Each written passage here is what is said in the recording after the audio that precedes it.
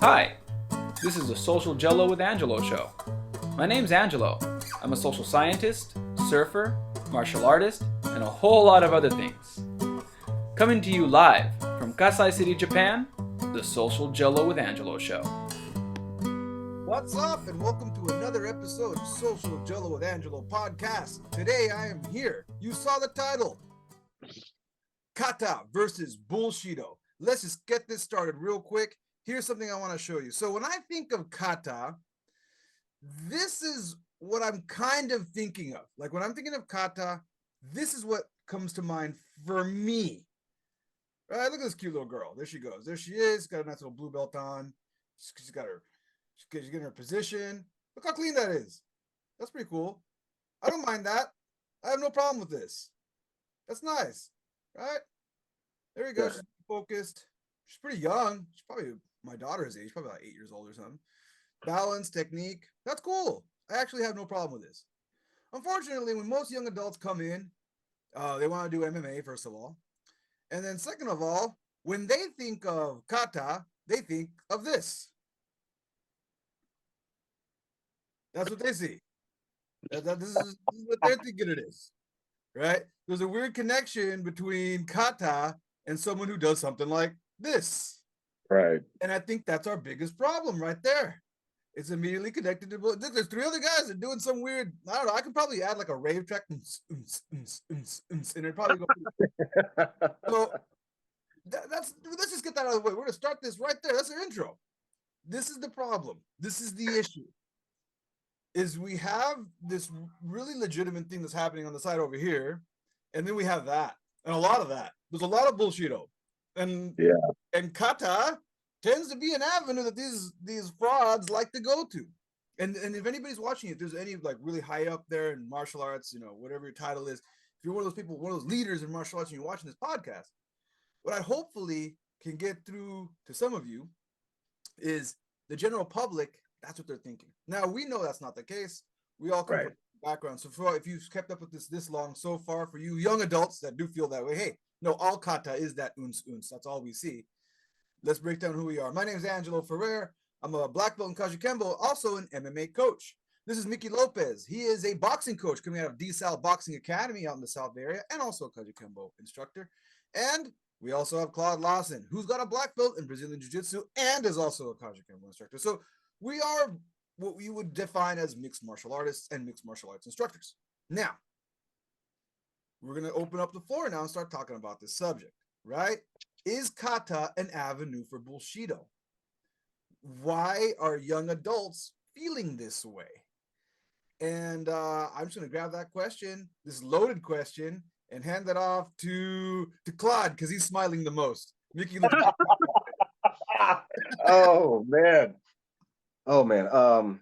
God, this has been going on for a long period of time, and I know it's been talked about forever.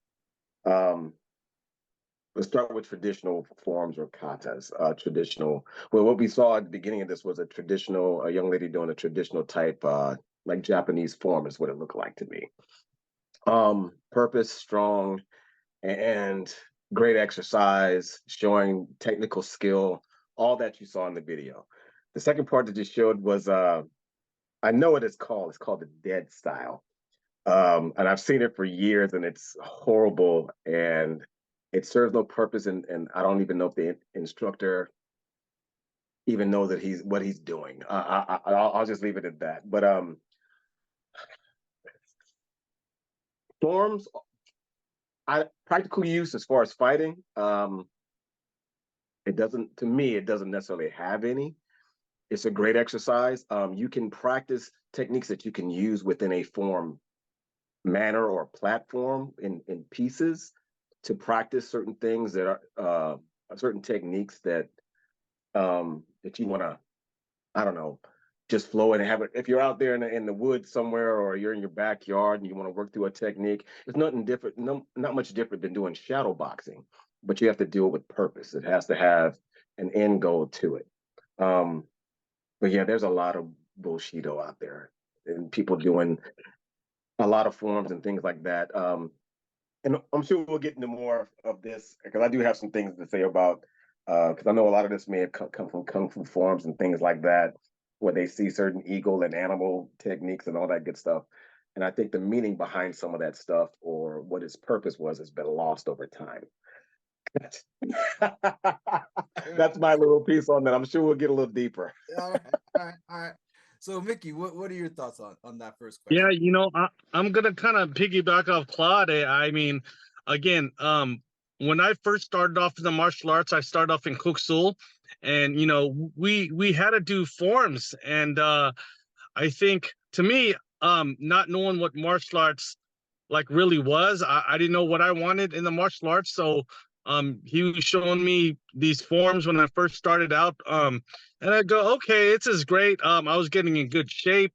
Um, a nice football kick that could work maybe again, but coming from an athletic background, playing a lot of basketball prior to martial arts, we ran the same things without a ball, with the ball, with the partner.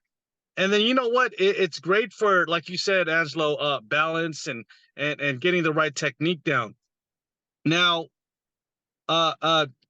Bullshido and that guy, you know what? I'll tell you what. It remind me of the Piper system a little bit. If you ever seen the Piper system, um, it looks kind of awkward, but to this guy, it's like totally natural. You know what I mean? So again, I really think if you see this guy walking down the street and he starts doing some weird Bullshido stuff and it throws you off, it might work. It might work because you're not used to that, but he is used to that. And I actually think that's the only thing that I can see. Is it Bullshido?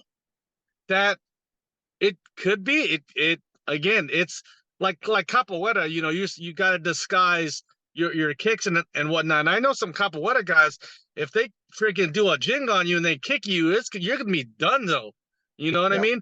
But again, I think man, you know what? It all depends on the practitioner. It really does. That's my opinion. And and Claude, being a Brazilian Jiu-Jitsu black belt, the rubber guard and Eddie Bravo's style was a little awkward towards the Brazilian Jiu-Jitsu community. I didn't like that, but then again, they started winning with it, and then they got to understand it. So I think if you understand Bullshido and his method behind it, then maybe. But yeah, just watching it is is really awkward. But again, to him, it's like the best thing since chocolate chip cookies. But hey, that's my 2 cents. How's that? I like how Vicky's looking for the silver lining in all of this. That's all I want. My God.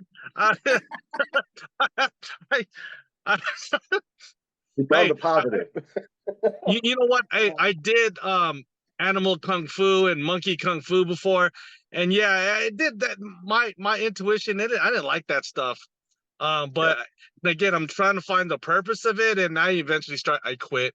Then I met my Kajukenbo instructor Ron Stellar, and that's a whole nother podcast. But we'll talk about that. So before Mickey gets himself in trouble, now what we're gonna do is we can stop it right there. I'm gonna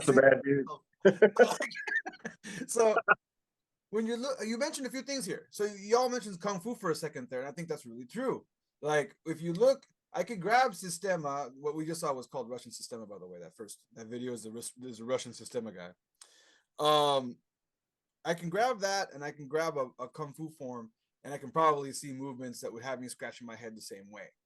And it's interesting. This also brings it back to another video, and what we're going to show right now of the MMA fighter in China, who's a Chinese guy who's been challenging kung fu masters, right? And so, like, if you haven't heard of it, I'm sure that's plenty. And here's an example. Here's a nice kung fu master. He's got his kung fu shirt on, and here's the MMA guy, and it's done. That's it. The guy's getting knocked out. He's mounted. Boom, boom, boom, boom, boom. Finished. And he does this to people over and over. And the interesting thing is that these kung fu masters are taking him up on his challenge, and they end up and they're old. Like that guy he just beat up. He's in his 20s. And the guy he just beat up is like in his 50s.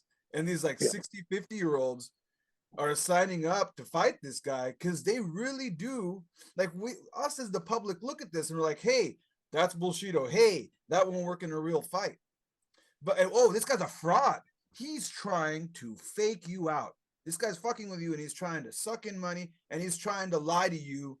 But I always say the biggest lie you can ever say to anyone is when you lie to yourself.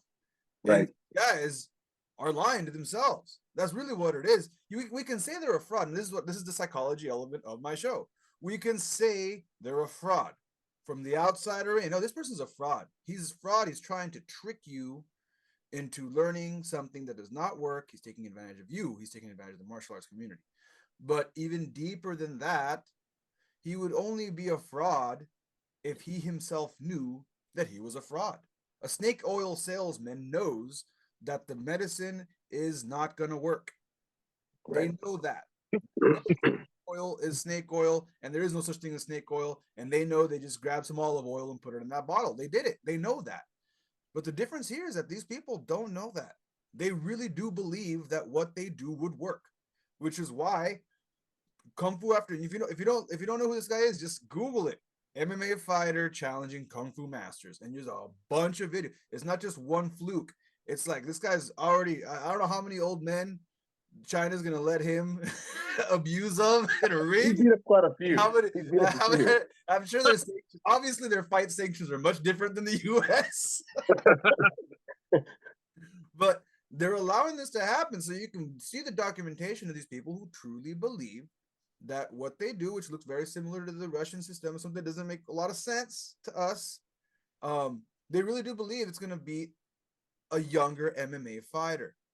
So this is where I say it's not piggybacking off of what Mickey just said about Bullshido, about how, hey, this guy moves like that. Again, not just if they move like that, it would work, or maybe it won't work, but they really do believe it will work.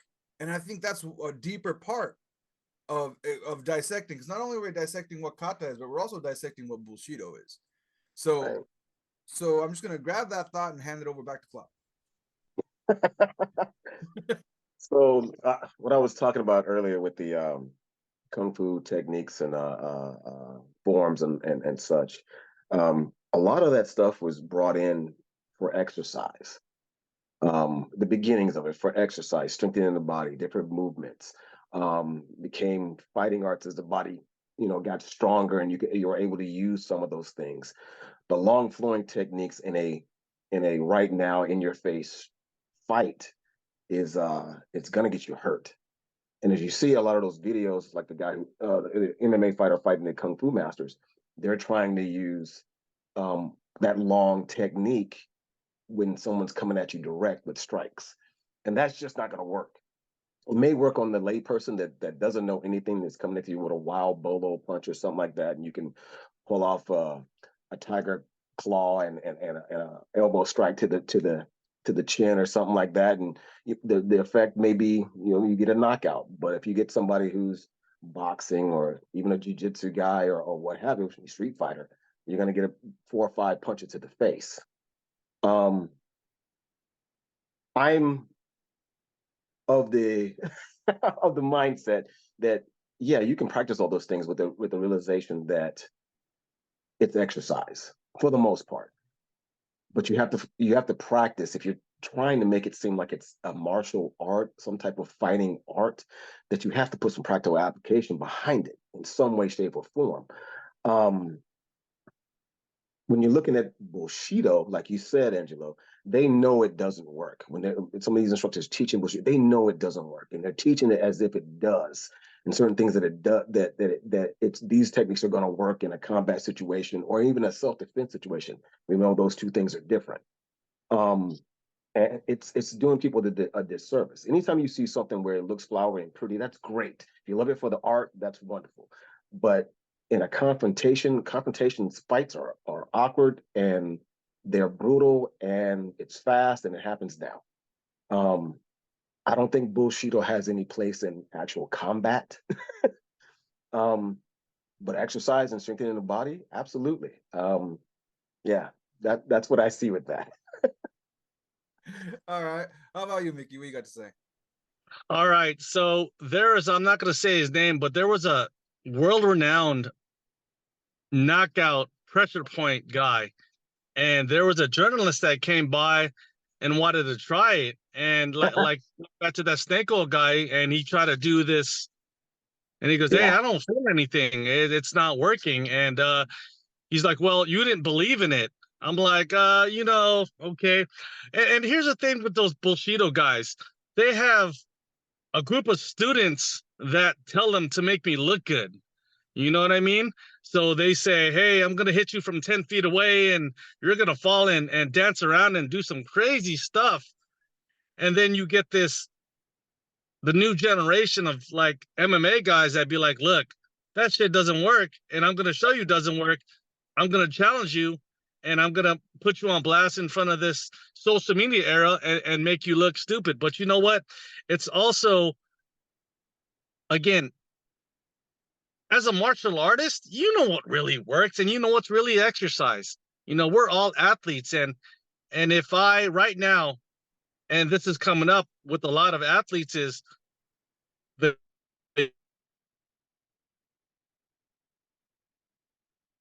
straight. I mean, even if that, like that's just it. I really think, the kids these days have a lot more resources. They're faster.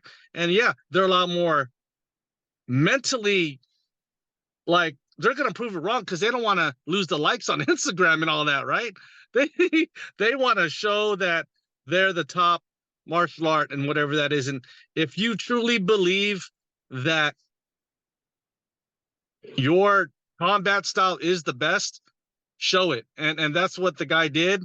And the older gentleman, he got his ego handed to him. Like, and guess what? I'm sure after he recovered after his concussion and whatnot, he still thinks he's the best. So you know what? Guys are stubborn, and guys always going to think that their stuff is the best until they get beat the hell up. But guess what? It's never going to stop. Guys are always going to think, my style is the best and this and that, regardless if you beat their ass or not. That's just their ego. I think, no one hates to lose. And when your ego is bruised, it's like, back in the day, I guess old kung fu movie is if you come beat up the instructor, you lose all your students, right? I think that was from Ip Man somewhere. Remember that? Ip Man, every Jet Li kung fu movie, every Jackie Chan movie, every old Bruce Lee movie, they grab the sign and sign broken. School's mine now. Yeah. You know what? And then what? Is his student gonna come and avenge his instructor? You're still gonna get the same ass whooping. It doesn't matter, bro. You know what? So you got to come with signs with the times. And yeah, that's my take on that. So let's get back to Kata. And why did I start with Kata? Because look, I brought this question out to the community, and a lot of people had a lot of awesome things to say.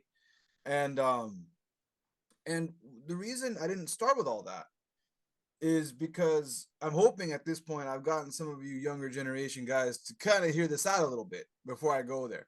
And then some of the other guys that were commenting on that are still stuck around this long for the conversation, that might feel that we're trying to say that what you're doing is Bullshido. I want to get very clear. We are not saying that at all.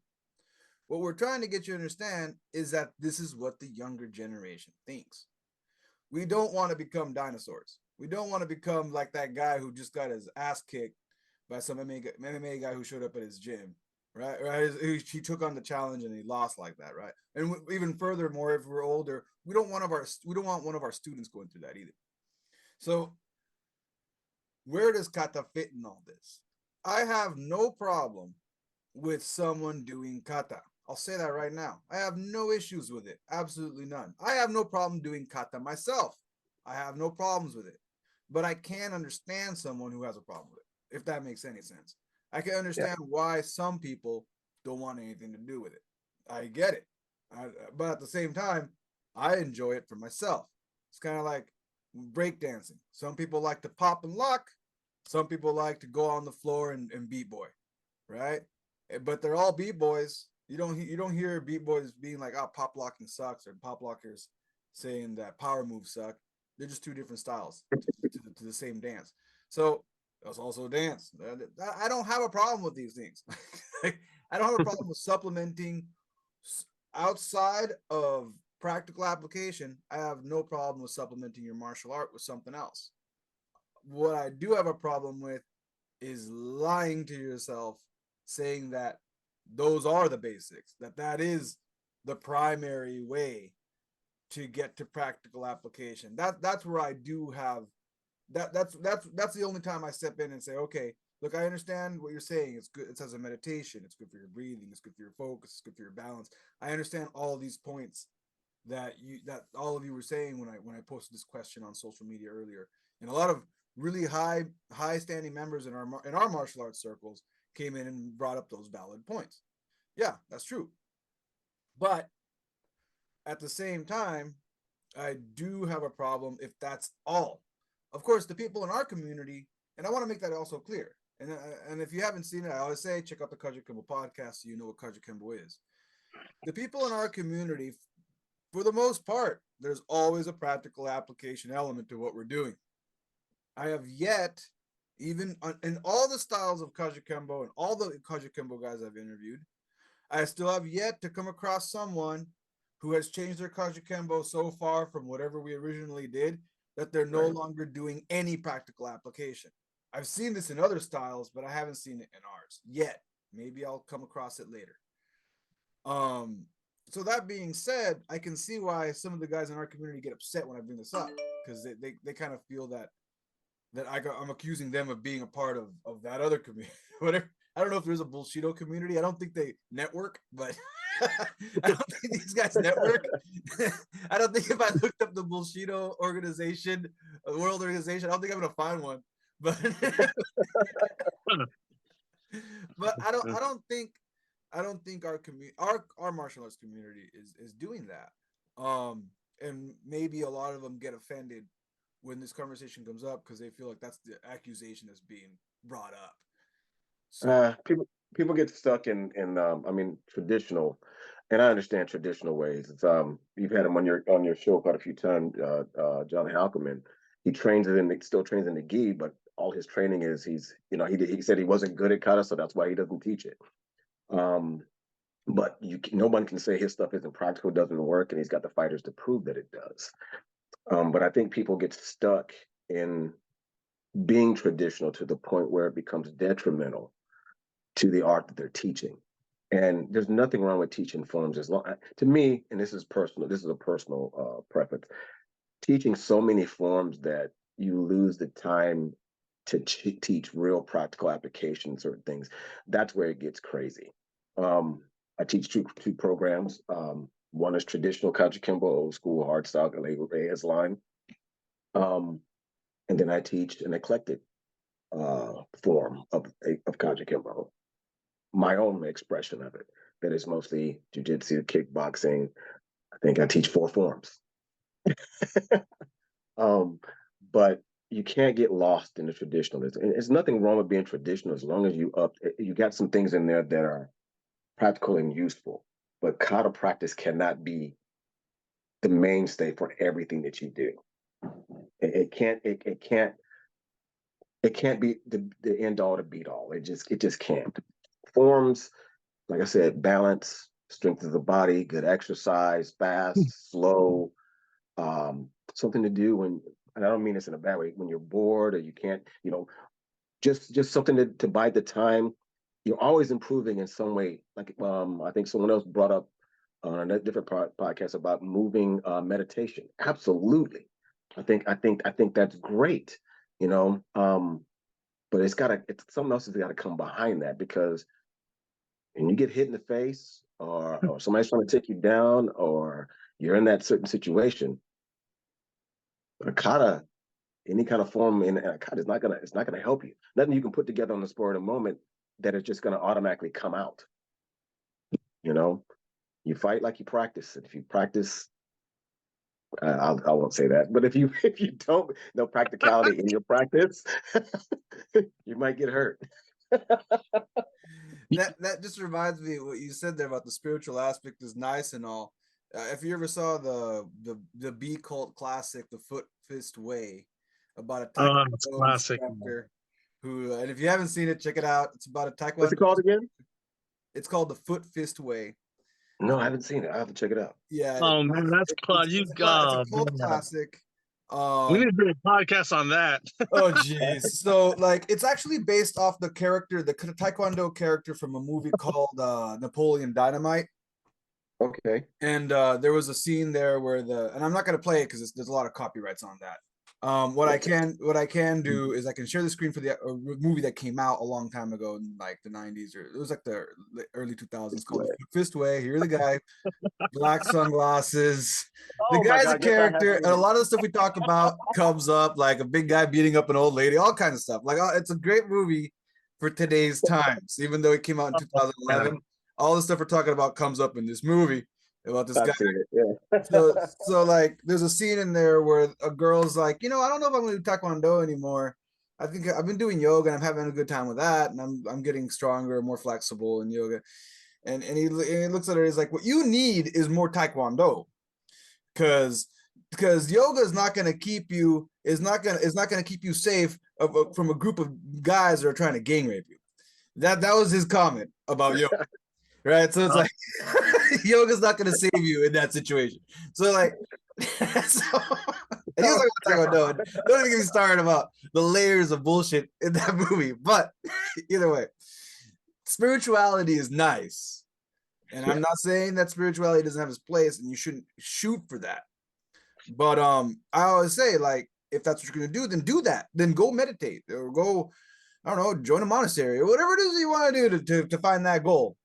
And that's a different podcast. Should that be part of the martial arts training? A lot of people would say yes, that there should be a spiritual element in your martial arts training. And what we do say yes, and I feel like there should be a spiritual element. But again, it shouldn't be the entire element, because then we would be teaching yoga. We would no longer be teaching a practical takedown into a mount. That would be right out, because our main goal has now become spirituality and not. And don't even get me started with the problems that come with that. Mickey. Yeah. So why do we learn forms? I think we learn forms to preserve the legacy of that particular Kajukenbo founder, or whoever the founder is, right? So whenever you're a white belt, you want to learn about, well, what is this martial art? Where is it from? This is what they used to do back in, the 40s or whatever. And I'm all about the historical aspects of that. That's cool, right? But again, there's some certain things where you're dropping your hand by your hip and you're punching and doing a reverse punch. And you know what? That builds a lot of bad mechanics, because when you start going to a gym where there are a bunch of boxers or kickboxers and you try to throw a reverse punch and they block and they head kick you, or because your hand is low, that's because you did thousands of reps of dropping your hands. Now again, if you have an instructor that says, hey, this is the art part of it, don't do it this way, that's cool too. But again, I think preserving the legacy is the biggest thing I see in the forms. But now, like, I've listened to a bunch of Hackelman stuff. Once you're a black belt, you can do what the F you want to do with the art, and you have that right, which is cool. But I told my instructor, I said, hey man, I don't mind doing the forms, and me personally, I have had trouble with it, but have it. So, just as a historical book, like a textbook. And I'm not, okay, I hope that's not disrespecting, like, I'm not saying forms don't work. I'm just saying put it away, because you can refer back to it later. You know what I mean? But yeah, that's my take on that. And you know what? There's certain guys I see in the UFC and some boxers. If you look up Teofimo Lopez and you see Khalil Roundtree, there's little aspects of kata that are in there. I don't care what you say. I really don't. And then you got the Machida. I mean, look at that guy. He's practicing forms. Are you telling me his forms don't work?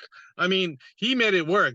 So again, if you have an athlete that understand functional forms and he could put it into practice, then I think that's good. But Right again, there. I really think it depends on the practitioner, understanding the certain technique that you can make it work. But again, you have to cross train, which is why I love Kaj, because it doesn't limit you. You only know my style. No, well, if I want to throw this front kick or whatnot, I'm gonna go train with the wrestler and see if I can pull it off. Okay, maybe that will work. Maybe that won't work. All right, cool. Go back to the lab and try it again. And again, there's nothing wrong with it, just as long as you know when to pull it out of the box.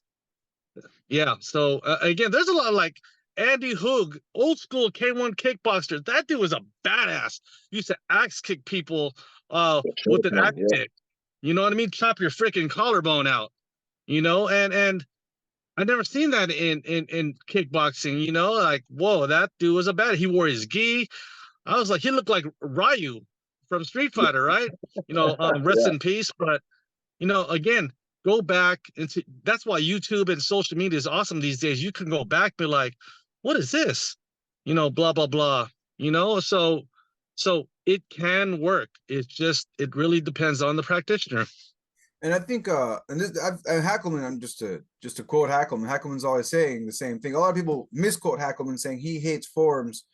Yeah. And one of the things he's just saying, and one of the strongest arguments he keeps repeating over and over and over, this conversation comes up, is when he talks about Wonderboy Thompson, Lloyd Machida, to some extent even GSP and Boss Rutan.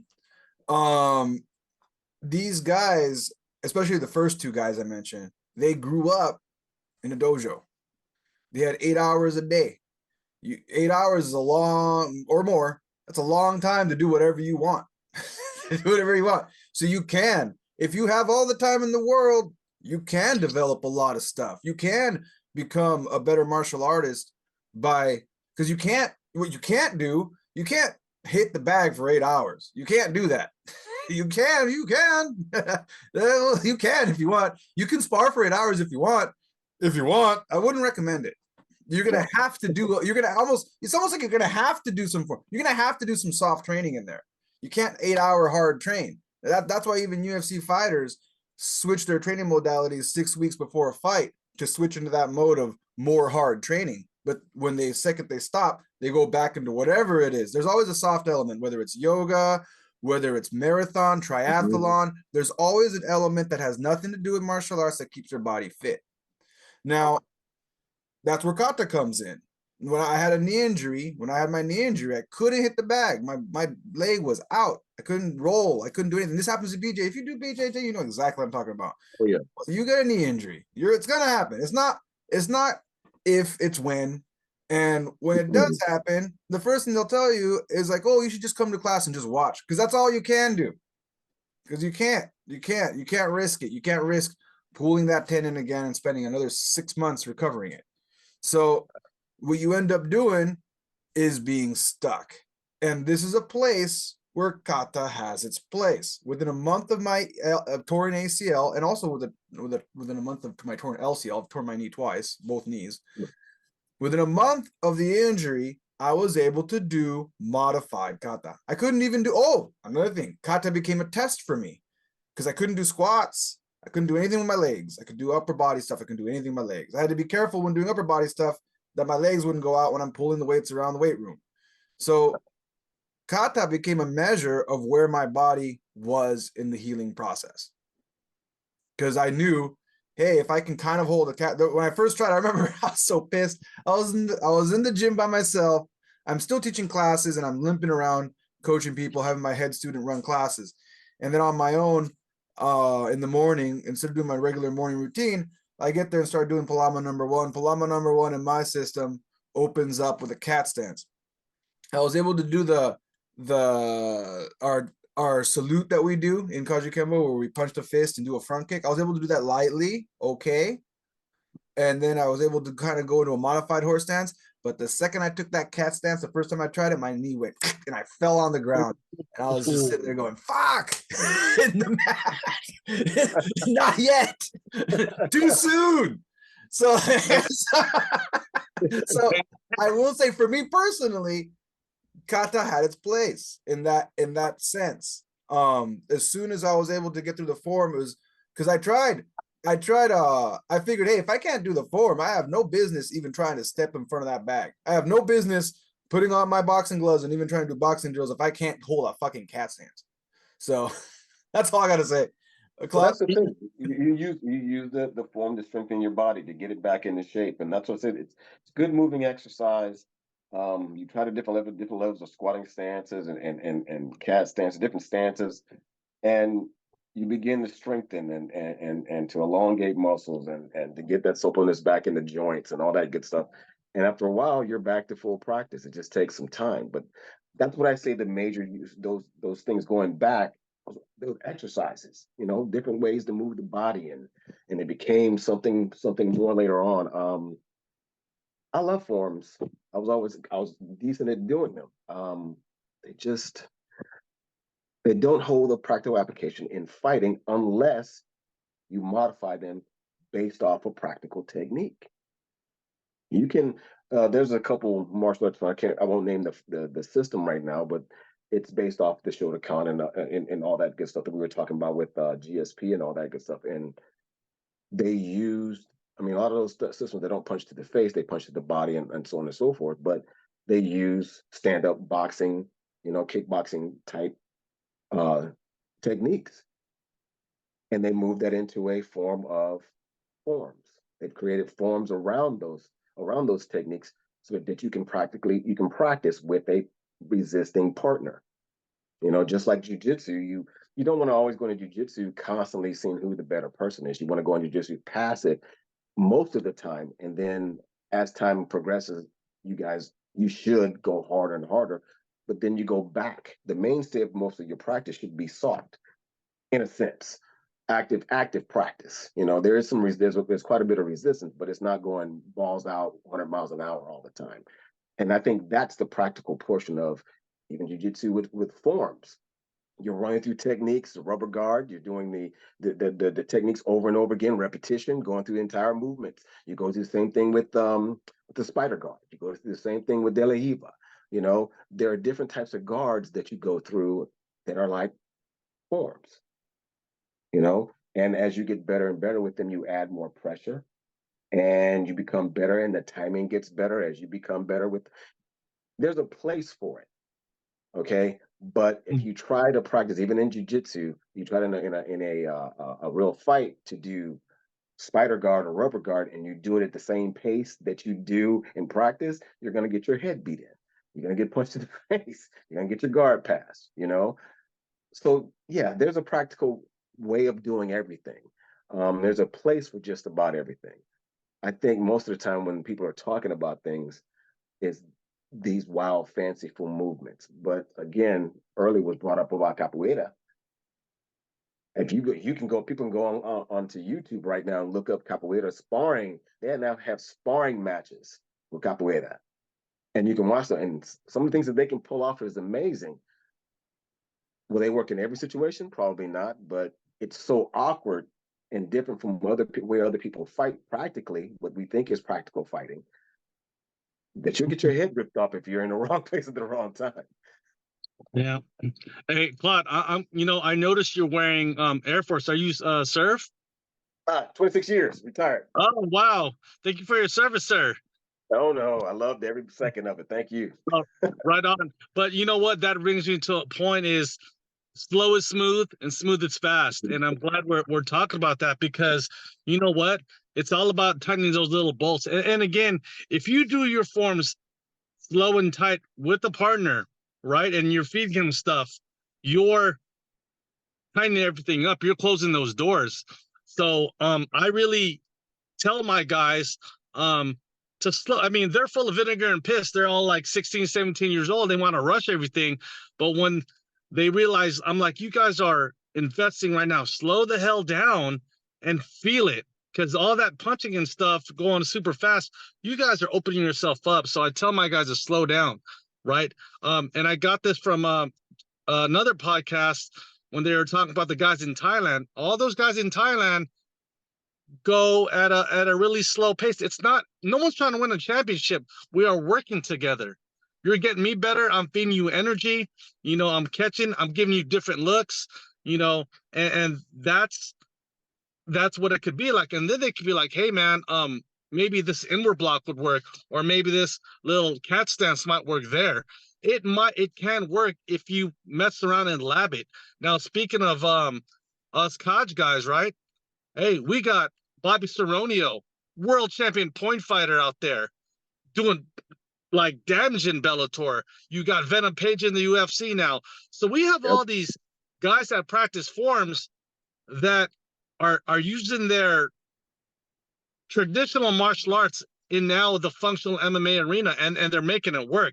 So it can happen, but it really depends on who the coach is and who the athlete is, and if they, again, I always talk about understanding. Do you understand that if I throw a punch at you from a high level amateur boxer, not even a pro, you know how to block it? Because you know what, these amateurs and these kids, they start young, and they have guys that are doing the same reps over and over and over again, and later on the power comes, and then if they get hurt. I have this one pro basketball player right now. He's hurt, and he's training boxing with me because he wants to learn how boxing and basketball can coexist. So now I'm like, this is the form. He goes, oh man, hey, that's the same as basketball. The mechanics are the same. It's all the same if you really think about it. It really is. You like right now, my guys are about to play soccer. All the footwork is ridiculous, but man, I could see how my Kaj and the soccer footwork can be added here. And I think that's why these guys are the way they are right now, because I give them a different way to think, you know? So again, there's a lot of good things that forms can do. I really think it is, but it better be functional. And then you better lab it to make sure it works. Because if it doesn't, throw it out. Just like Bruce said, just like Cijo said, if it works, put it in there. If it doesn't, throw it out.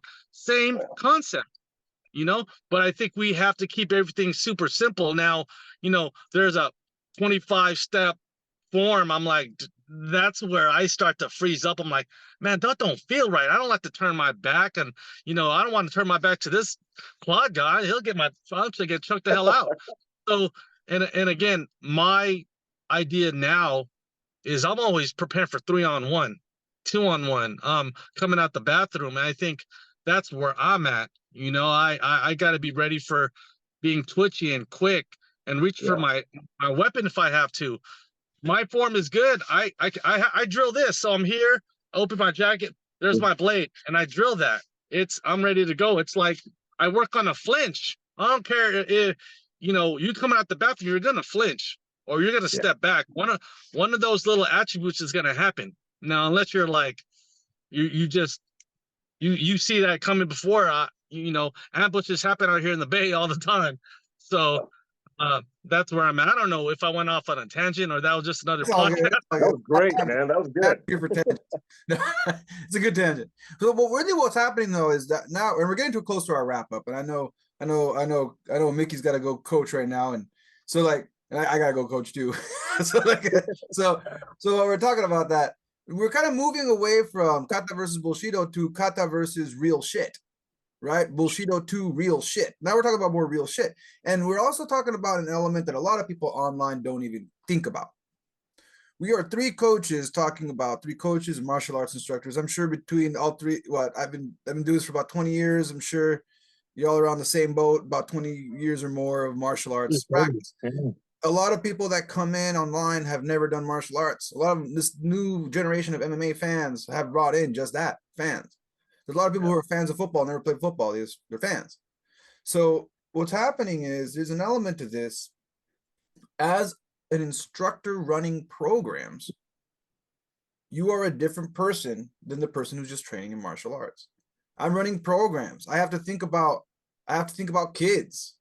And one thing I will say and we'll wrap up. I'll wrap up with this comment, and y'all can wrap up right now too. Katas are great for kids programs.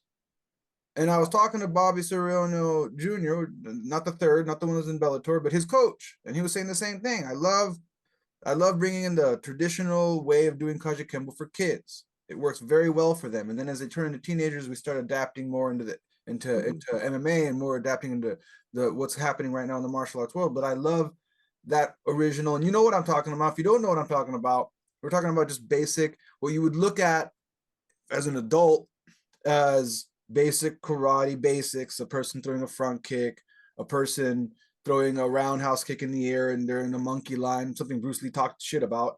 They're all following each other, doing the same move, going here. And to you, it might sound silly, but I'll tell you right now, as a person who runs programs, kids are more attracted to that. It's harder to get a kid to understand how to escape full mount and how to do Brazilian Jiu-Jitsu. Even Brazilian Jiu-Jitsu program struggling with this. There's some programs that are doing better, and a lot of them are incorporating games. Because if you try to teach a child the way you teach an adult Brazilian Jiu-Jitsu, they will not have the patience for it. So they have to hide it in weird games, like here, tug of war with the belt, sumo. Instead of doing judo, we're gonna put a little circle. Who could push the person out of the circle? We have now kind of left. But if you do that to an adult, think about that. You have an adult. I'm here to do Brazilian Jiu-Jitsu. All right, we're gonna do tug of war. Fuck you! I came here for Brazilian Jiu-Jitsu. We're doing tug of war with a belt, right? But you got to remember, when you're an instructor, you got to think about kids. And I still feel that the original Kajukenbo program is awesome for kids. Kids right now, majority of the people doing the traditional are kids and people who want to do martial arts but aren't ready to have someone punch them in the face. They're not ready for that. Like they're ready. Well, I have a professional model who's doing Kajukenbo right now, and I offered her. She came in with her boyfriend. I'm like, hey, do you want to do Kajukenbo? I have also Brazilian Jiu-Jitsu, we have kickboxing. She looked at Kajukenbo. She's like, I like the Kajukenbo program because it looks like there's this element of a lot of practice and a little bit of contact at the end, right? So that's how I run my program. Everybody runs their program differently. But for the Kajukenbo program, my family class, as I call it, it's not a lot of kata, a little bit of kata, a little bit of karate basics, and then a little bit of practical application, really protective of the kids and the people that are there. Not that I'm not protective in jiu-jitsu and I'm not protective of my guys in MMA. It's just they want to bang. So I gotta keep that in mind. All right, that's my wrap up. Claude, or no, Mickey, because Mickey's got to go right now. Go, Mickey. Oh yeah. What's your wrap up? So guys, yeah. Speaking of the kids and everything, I always ask, when you come into my gym, it's just like coming to a restaurant. What are you looking for? This is my menu. What are you looking for? I ask them that question.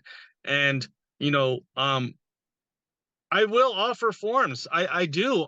As a, right now I'm a boxing coach. We do shadow box and we have to shadow box. And those are forms to me. And you know what? These guys don't know what I'm showing them. I show them a little bit of Kata in there. My boxing is way different than, some other traditional person's boxing because I come from a martial arts background, and I also do a lot of Filipino martial arts, and they'll see a lot of like, hey man, that's a little different in how you throw your jab. Everything is different in how I do things. And I think that's what separates me from other coaches, because I think from that point of view. But as far as the kids are concerned, what is your kid having trouble with? A lot of my kids have ADHD. They are, well, sit at attention. That's perfect for kids that have, those kind of issues. You know what I mean? Like they're having focus at school. Hey, there's anything, I just have them try and focus. I don't know. There's again, Bullshido and forms and whatnot. To me, I'm not going to tell, if you're moving funny out there, I mean, more power to you, man. Like if you think your system, like you look like you're on crack works, then man, and you believe it, and that's your world, I'm not going to stand there and say, your shit doesn't work, because your students that you help beat on, that lets you beat on them, it makes you feel good, But, Hey, that's all I got for that. Claude, what you got? Oh man, doing the martial arts a long time, man. I started when I was like 5 years old. My dad was military, so every couple years we moved. I got a new martial art, all the way up to Kajukenbo, and then after, um, kickbox for a few years. Here's my thing: kids programs, absolutely. Kids programs, the entire Kajukenbo curriculum. It's great for attention. It's great to work on physical development, uh, mental toughness, focus, all of that. Forms, I think, benefit children a lot for their dexterity, balance, and all that good stuff. Just fully, completely developing. Right. As far as adults, it all depends on what they're looking for, And if you're running commercial school, if you're running programs, as a coach, instructor, or whatever, you have to be prepared to offer that. The Bushido part of it is thinking that forms equate to realistic, right now in your face technique and skill in fighting. And that's where you have to reevaluate yourself. If you think, and this is anybody, any instructor, I may get up, some people may get mad at me for this, but that's where you have to reevaluate yourself and as a coach, as an instructor, what you're teaching. And like you said, Angelo, you can't lie to yourself. You know if you're teaching crap. You know if you're teaching something that's going to get somebody hurt. But there's form in everything. Everything has has some type of form in everything. But you have to drill it down, and you have to spend some time on your art and yourself and understand what you're teaching, and that it's practical based on what your customer, what the person that comes to you, your student comes to you and says, this is what I want. That's my 2 cents. Yeah, and I'm always saying, just be honest. Yeah. Well, ask me, why do you have forums in here? And well, because it's to link us to the greater Kajukenbo community. Look, people do haka in New Zealand. Every single rugby team has a haka, a traditional Polynesian dance. Traditional Polynesian dancing has absolutely nothing to do with rugby. Nothing. Right. Zero. Nothing. Why do they do that? Because that's what connects them to the other rugby teams in New Zealand. That's it. Doesn't have to. And that's all I need is just I believe in transparency. That's it. Just be honest. Be honest with yourself, be honest with your students. Students ask me that. Hey, I don't go in along. You got an hour? You got an hour to teach a class. You don't have an hour for a history lesson. I don't got time to be like Sijo and the 5 founders and this style and that style in Hawaii. And I don't got time for that. Right? But I can sum it up in one quick sentence. It hooks us up to the greater Kajukenbo community. It's the traditional aspect. These are the, as Hacklam even put it, as much shit as he talks about forms and punch tricks. He does. He still says those are the proprietary techniques of Kajukenbo. If that's the style that you're doing, that's the style we do. That's why we do it. That's it.